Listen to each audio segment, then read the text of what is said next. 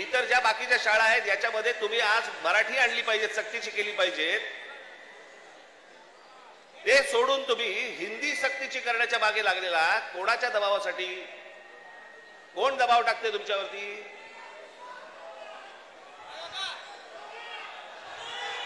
हे केंद्रामधलं हे केंद्राचं पूर्वीपासूनच आहे, काँग्रेस असल्यापासूनच आहे हे सगळं.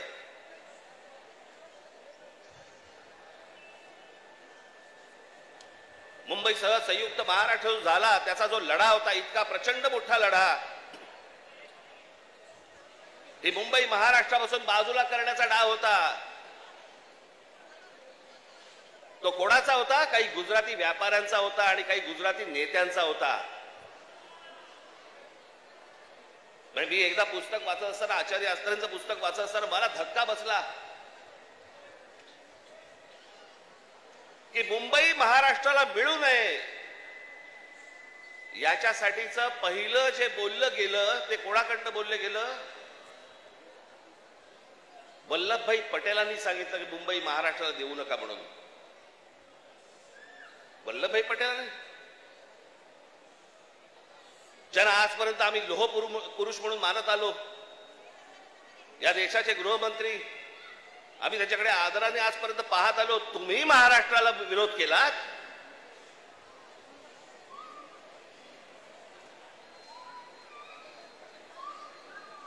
ज्या ज्या वेळेला महाराष्ट्रामध्ये आंदोलन झाली त्या त्यावेळेला हे मोरारजी देसाई गोळीबार करून लोकांनी ठार मारले होते, मराठी माणसाला ठार मारले होते इथे महाराष्ट्रात.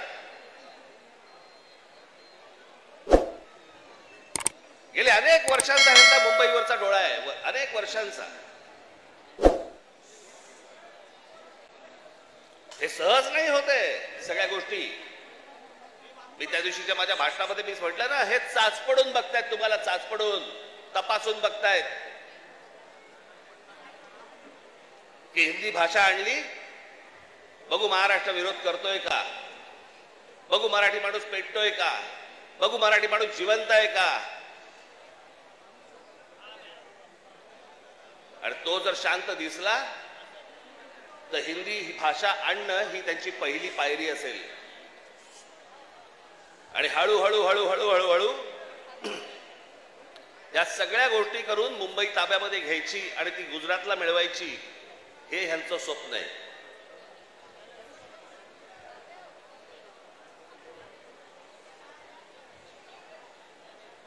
खरं तर बाकीच्यांचा विषय येतो कुठे मला कळतच नाही. विषय भाषेचा आहे. एक जगातलं सत्य मी प्रत्येक वेळेला सांगत आलो, जगातलं सत्य, तुमची भाषा मेली आणि पायाखालची जमीन गेली की तुम्ही कोणीही नसता जगामध्ये, तुम्हाला काही अर्थ नाही. तुम्हाला कोणीही विचारणार नाही. तुमची भाषा टिकवणं महत्वाचं आहे, तुमची जमीन राखणं महत्वाचं आहे. पण हे फक्त मुंबई महाराष्ट्रामध्ये, मुंबई महाराष्ट्रात खास करून मुंबईत काही गोष्ट झाली की ती देशभर चालू ठेवतात हे हिंदी चॅनलवाले. हे कसले हिंदी चॅनलवाले?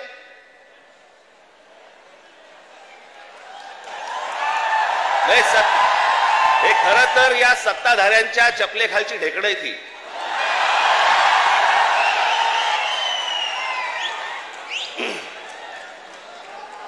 आता बघा, थोड्या वेळात बघा सुरू करतील, राज ठाकरेने उगला जहर.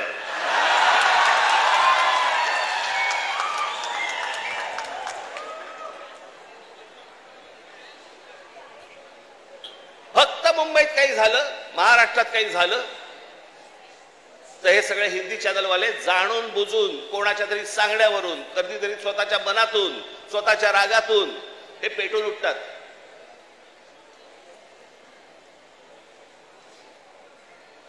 माझ्या बिहार मधले जे काही लोक आहेत, माझं त्यांनाही विचारणं आहे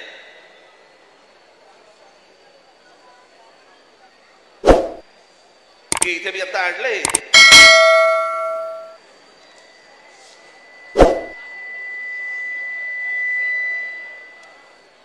28 सप्टेंबर 2018, ऐका नीट मी काय बोलतोय. 28 सप्टेंबर 2018 धुंदार हिम्मतनगर जवळ जिल्हा साबरकांठा गुजरात 14 महिन्याच्या एका मुलीवरती बलात्कार झाला. ती मारहाण त्याच्यानंतर बिहारी लोकांना गुजरातमध्ये मारहाण केली आणि जवळपास मारहाण करून 20,000 लोकांना गुजरातमधनं बिहाऱ्यांना हाकलून दिले, बाहेर काढले. झाल्या का बातम्या?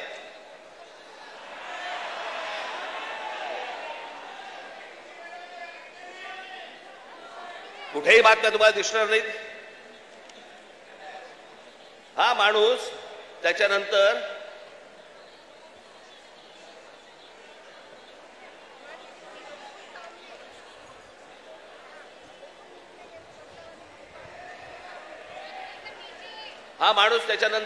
याने भारतीय जनता पक्षामध्ये प्रवेश केला. त्याला तिकीट दिलं गेलं आणि तो आमदार देखील झाला. म्हणजे यांच्या राज्यामध्ये हे वाटेल ते करणार, बाहेरच्या राज्यांमधली लोक आतमध्ये घेणार नाहीत, त्यांना मारणार, हाकलून देणार. 10-20 आत्ता परत झालं. आता परत गुजरातमध्ये झालं आणि बिहारी लोकांना गुजरातच्या बाहेर काढलं. झाल्या बातम्या? नाही झाल्या. इथे एका मिठाईवाल्याच्या कानफडीत बसल्यावरती देशाची बातमी भरते. देशाची.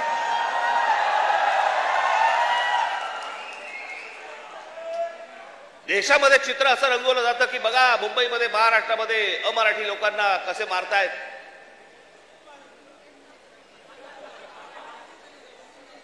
हे काय प्रकारचं राजकारण सुरू आहे देशामध्ये आपण लक्षात घ्या.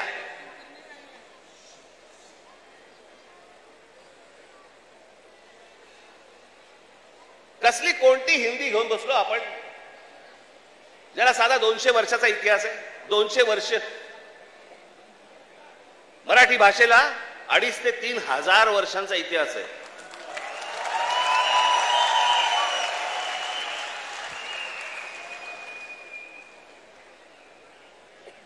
मराठी भाषेला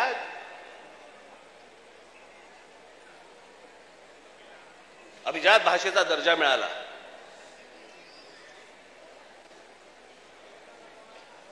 या शिवतीर्थावरती इथे मुंबईला पंतप्रधान नरेंद्र मोदींच्या समोर मी त्यांना सांगितलं होतं माझ्या फक्त 5 गोष्टी आहेत, 5 अटी आहेत गोष्टी. त्यातली एक पहिली, मराठीला अभिजात भाषेचा दर्जा तुम्ही द्या. पंतप्रधान झाल्या दर्जा दिलाय. वर्ष झालं, 1 रुपया नाही आलाय.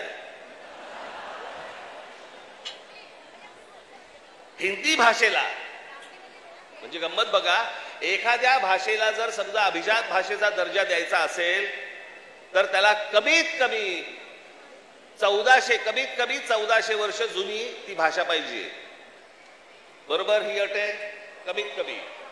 म्हणजे हिंदीला अभिजात भाषेचा दर्जा मिळायला अजून 1200 वर्ष आहेत. 1200 वर्ष आहेत. आणि ती भाषा तुम्ही आमच्या लहान मुलांवरती आणि आमच्यावरती लादणार. हिंदी या भाषेमुळे हिंदी चित्रपट सृष्टीतल्या नटनट्यांचं भलं झालं, ह्याच्या पलीकडे कोणाचं भलं झालं जरा सांगा मला. साधी गोष्ट आपण पकडूया की उत्तर प्रदेश, बिहार, मध्य प्रदेश, राजस्थान इथे हिंदी बोलली जाते. मग हे लोक उठतात आणि महाराष्ट्रामध्ये नोकरीसाठी काय येतात? जर हिंदी भाषेमुळे जर तुमचंच भलं झालं नसेल आणि तुमचीच राज्य मोठी झाली नसतील आणि तुम्हाला जर दुसऱ्या प्रदेशामध्ये जाऊन जर समजा तिकडे येऊन नोकऱ्या कराव्या लागत असतील, नोकऱ्या मागाव्या लागत असतील, गुजरात सारख्या राज्यामध्ये जाऊन तिकडे जर समजा तुम्हाला मार खावा लागत असेल, हिंदीने काय भलं केलं तुमचं? कोणती भाषा घेऊन बसलोय आपण? आणि त्या भाषेसाठी म्हणून महाराष्ट्राचा मुख्यमंत्री पेटलाय. मला कारणच नाही कळलं.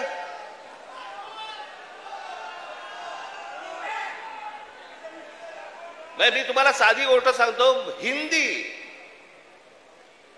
ही या देशात कोणाचीही मातृभाषा नाही. हे पहिल्यांदा सर्वांनी लक्षात घ्या. ज्याची काल परवाकडे कानफडीत मारली ना त्याला विचार तुझी मातृभाषा कुठची.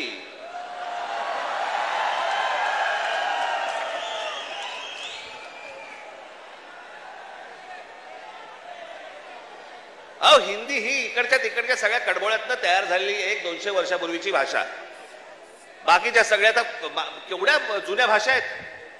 उत्तर प्रदेश बिहारला तर समजलं पाहिजे, राजस्थानला तर समजलं पाहिजे. मी आता एक आणलं इथे उदाहरणार्थ बघा. हिंदी या भाषेमुळे हिंदीने किती भाषा मारल्या तर जवळपास 250च्या आसपास भाषा मारून टाकल्या.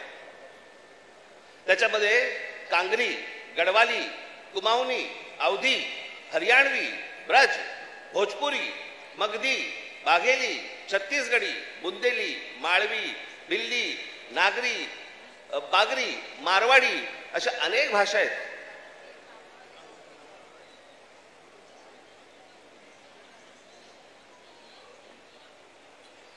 आता बिहारमध्ये ज्यांनी पहिली हिंदी ही भाषा स्वीकारली तिथे आजही 99% लोक मातृभाषा बोलतात, हिंदी बोलत नाहीत. म्हणजे अशा तर मी तुम्हाला सांगतो,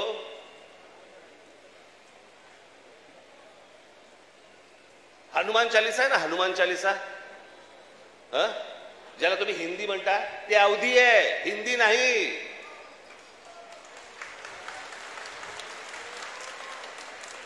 पहिल्यांदा भाषा आपण नीट समजून घेतली पाहिजे. मराठी भाषेचा आपण इतिहास नीट एकदा समजून घेतला पाहिजे. पण ह्यांना भाषेवरती यांचं प्रेम नाहीये. माझं तर सगळ्या भाषांवरती प्रेम आहे. माझा तर दावा कदाचित चुकीचा नसावा, परंतु महाराष्ट्रामधले जेवढे काही नेते आहेत त्या सगळ्यांपेक्षा हिंदी माझं बरं आहे. आणि याचं कारण माझे वडील. माझ्या वडिलांना व्याकरणासकट उत्तम मराठी तर येतच होतं, उत्तम इंग्रजी येत होतं, उत्तम हिंदी येत होतं आणि माझ्या वडिलांना व्याकरणासकट उत्तम उर्दू येत होतं. भाषा कोणतीही वाईट नसते, कधीच वाईट नसते. जगातली कुठचीही भाषा वाईट नसते. हिंदी ही काही वाईट भाषा नव्हे. आमच्यावर लादणार असाल, नाही बोलणार जा.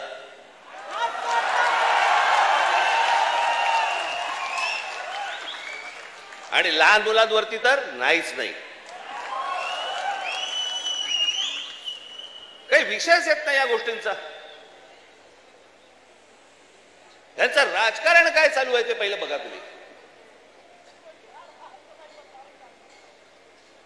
या सगळ्या गोष्टी मी तुम्हाला आत्ताच सांगतोय. मी माझ्या पत्रामध्ये पण दिलं होतं, आम्ही हिंदू आहोत, हिंदी नव्हे.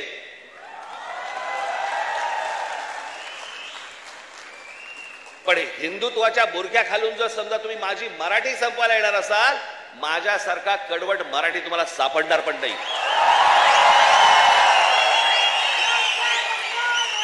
हिम्मत असेल तर हात लावून दाखवा तुम्ही. आणि हे सगळं षडयंत्र तुम्ही नीट समजून घेतलं पाहिजे. षडयंत्र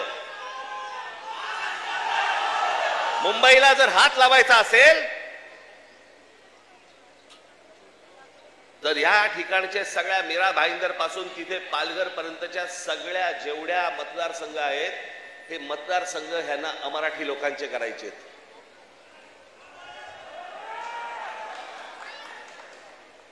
मी गेले 20 वर्ष मी ओरडून बोंबलून सांगतोय, ही नुसती माणसं येत नाही आहेत, हे नुसते इमारतींमध्ये माणसं येत नाही आहेत. इमारती उभ्या राहतात आणि बाहेरची माणसं येत आहेत, इमारती उभ्या राहतात आणि बाहेरची माणसं येत आहेत. नुसती माणसं नाही येत आहेत, हे मतदारसंघ बनवत आहेत. हे मतदारसंघ बनवून तुम्हाला हटवणार, तुम्हाला लांब लांब फेकून देणार. उद्या हे काय सांगणार, अरे बघा ना आमचाच खासदार, आमचेच आमदार, आमचेच नगरसेवक, आमचाच महापौर. असं करून हे मुंबईपर्यंत पोहोचणार. आणि हा अख्खाच्या अख्खा पट्टा हा सगळा गुजरातला मिळवण्यासाठीचे सगळे खटाटोप सुरू आहेत.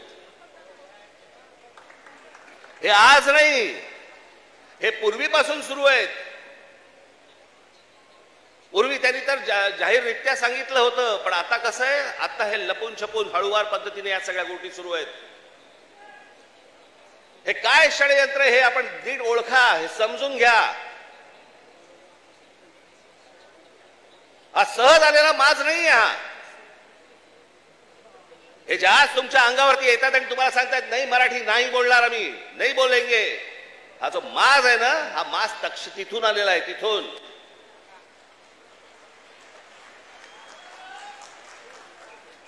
आज तुमच्याकडे काही लंब चौडं भाषण करण्यासाठी नाही आलो. मी खरं तर आज शाखेच्या उद्घाटनाला आलो होतो. मला अविनाशने मला सांगितलं की साहेब तिकडे येणारच आहात तर एक छोटी सभा आपण घेऊन टाकू. पण मला तुम्हाला जे सांगायचंय ते हे सांगायचंय की तुम्ही सतर्क असले पाहिजेत. आज काहीतरी प्रकरण उसळलं आणि आज काहीतरी उघडलं म्हणून आज आम्ही जागे व्हायचं, उद्या त्याच्यानंतर आम्ही झोपून जायचं आणि मग बाकीचं सगळं पोखरलं जातंय. भुसभुशीत जमीन असते ना, घुशी तिकडे होतात, खडकामध्ये घुशी नाही होत. तुम्ही खडकासारखे टणक असले पाहिजेत. महाराष्ट्राची तुम्ही भक्कमपणे बाजू उभी केली पाहिजेत. महाराष्ट्र काय हा तुम्ही समजून घेतला पाहिजेत. मी जे सतत तुम्हाला जे सांगत असतो ना, 1400 वर्ष राज्य केलेला हा महाराष्ट्र या प्रांतावरती. मी अनेकदा बोलत आलो, तुम्हाला सांगत आलो की ह्याला पर्शियन लोक ह्याला हिंद प्रांत म्हणत. छत्रपती शिवाजी महाराजांची घोषणा पण काय होती, हे हिंदवी स्वराज्य व्हावे ही नव्हती, हे हिंदवी स्वराज्य व्हावे ही होती. या हिंद प्रांतावरती आमची सत्ता असावी. हा संपूर्ण हिंद प्रांत आमच्या हातामध्ये असावा. बाहेरच्यांनी येऊन आमच्यावरती इथे सरकार स्थापन नाही करायची. आम्ही कोणी गुलाम नाही आहोत. या प्रांतावरतीचा अधिकार कोणाचा असेल तो आमचा आहे. आणि 1400 वर्ष या मराठेशाहीने जे राज्य केलं, ज्याला आपण म्हणतो ना अटके पार आम्ही झेंडे फडकवले. अटके पार झेंडे फडकवले म्हणजे काय, आजही मला असं वाटतं पाकिस्तानच्या वायुव्याला का नैऋत्यला तो अटक नावाचा किल्ला आहे, त्या किल्ल्यावरती भगवा ध्वज फडकला. ते अटक किल्ला, तो अटके पार झेंडे फडकवले आम्ही. तिथपर्यंत पोहोचले होते मराठे. तो महाराष्ट्र हतबल आहे. तो महाराष्ट्र यांच्या समोर हात पसरतोय. आम्ही भिका मागायच्या आम्हाला न्याय द्या म्हणून. तुम्ही या महाराष्ट्राचे राजे, तुम्ही या महाराष्ट्राचे मालक. बाकीची माणसं बाहेरून आली, ती तुमच्यावरती रुबाब करणार आणि आम्ही हतबलतेने त्यांच्या समोर बोलणार, अरे नाही नाही भाई साहब ऐसा मत. का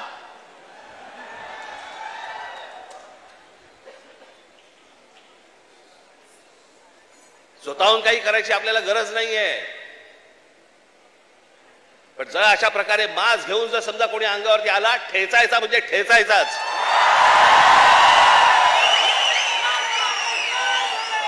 त्या दिवशी तो कोणतरी भारतीय जनता पक्षाचा एक खासदार, कोणतरी दुबे नावाचा, कसा काय बोलला, मराठी लोगों को हम यहां पे पटक पटक के मारेंगे. झाली का हो केस त्याच्यावरती? हिंदी चॅनल वाल्यांनी दाखवलं का, पुढे चालवलं का? काही नाही. बघा कसं असतात, कसे असतात ते बघा. तू आम्हाला पटक पटक के मारणार दुबे? दुबेलाच मी सांगतो, दुबे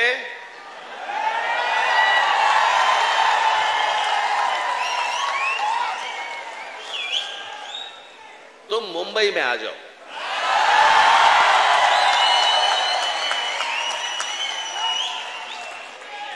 मुंबई के समुंदर में डुबे डुबे कर मारेंगे.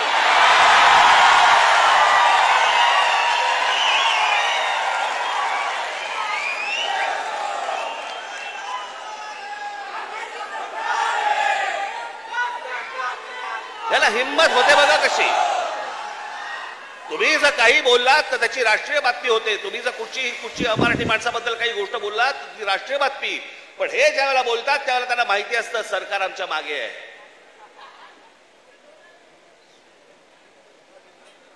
कारण सरकारच जर समजा या गोष्टी इथे लादत असेल तर या लोकांची हिंमत तर वाढणारच आहे.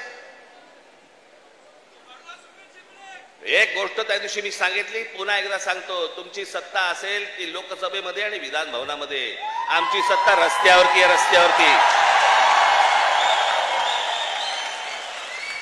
काय नाही, 56 इंचाची तुम्ही पण छाती बाहेर काढून फिरा. हा महाराष्ट्र आहे, तुमच्या बापाचा महाराष्ट्र आहे. परत कोणी जर महाराष्ट्रामध्ये वेडवाकडं वागायचा प्रयत्न केला, माझा महाराष्ट्र सैनिक त्याचा गाल आणि त्याचा हात या सगळ्या गोष्टींची युती झाल्याशिवाय राहणार नाही.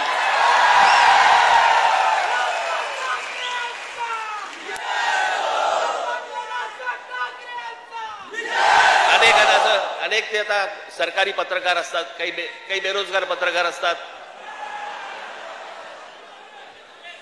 आणि मग ते बेरोजगार पत्रकार कुठच्या युट्यूब चॅनल बिनलवरती जातात आणि म्हणतात की तुम्हाला माहिती आहे की नाही, ही फडणवीसांनी लिहिलेली स्क्रिप्ट आहे. हा कोणता स्क्रिप्ट रायटर आहे मला अजूनपर्यंत कळलेला नाही, जो स्वतःचा अपमान पण त्याच्यामध्ये लिहितो. ज्याला हे सगळं मागे घ्यावं लागलं, सगळ्यांकडनं दबाव आल्यानंतर मी हे दोन्ही GR मागे घेत आहे, हे स्क्रिप्ट रायटर लिहू शकतो. पण हे काय चालू आहे, हे तुमच्या मनात काहीतरी विष घालवणं सुरू आहे की हे बघा, हे आतून सगळे एक येतं, बघा हे सगळं असं सगळं सुरू आहे. कशाचाही संबंध नाही आहे. कोणाशी माझी मैत्री असो, दुश्मनी असो, काहीही असो, एक गोष्ट निश्चित सांगतो, महाराष्ट्राच्या बाबतीत, मराठी माणसाच्या बाबतीत आणि मराठी भाषेच्या बाबतीत राज ठाकरे कोणाशी तडजोड करणार नाही. याच्या आधीही केली नाही, आत्ताही केली नाही आणि पुढेही करणार नाही. मला असं वाटतं तुम्ही देखील त्याच पद्धतीने महाराष्ट्रामध्ये राहिलं पाहिजे, जगलं पाहिजे, वावरलं पाहिजे. आणि जे कोणी इथे राहत असतील मराठी लोक, मी त्याशी माझ्या एका मित्राचा दाखला दिला होता, बाकीच्यांनी देखील लवकरात लवकर मराठी शिकण्याचा आपण प्रयत्न करावा. आम्ही तुमच्याशी मराठीत बोलू. माझी तुम्हाला सर्वांना तुम्हाला सांगणं आहे, ज्या ज्या ठिकाणी जाल, दुकानात गेलात, बसमध्ये गेलात, ट्रेनमध्ये गेलात, टॅक्सीत बसलात, कुठेही गेलात, जास्तीत जास्त प्रमाणात म्हणण्यापेक्षा कायमस्वरूपी तुम्ही समोरच्याशी मराठीमध्येच बोला, त्याला मराठीत बोलायला भाग पाडा. आता माझ्याकडे कर्नाटकातला व्हिडिओ आलाय.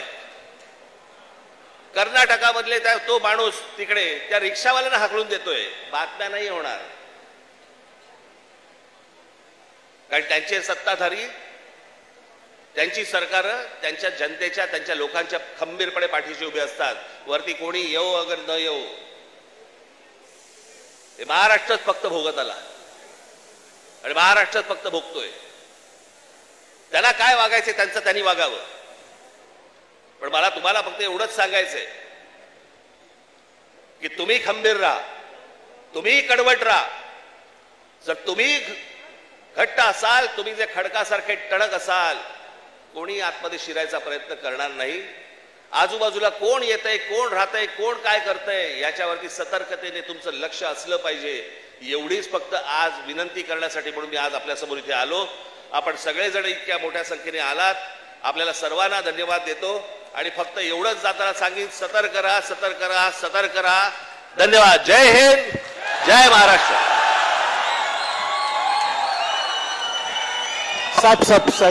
मीरा भाईंदर शहराचे शहराध्यक्ष संदीप राणे हे शहराच्या वतीने सन्माननीय साहेबांचं सत्कार करतील. संदीप पटकन.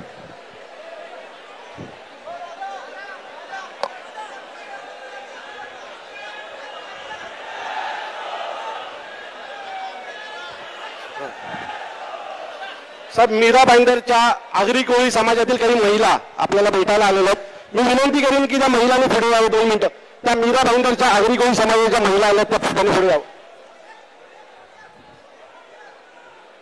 सब त्या आगरी कोळी समाजाच्या महिला तुम्हाला भेटायला आल्या.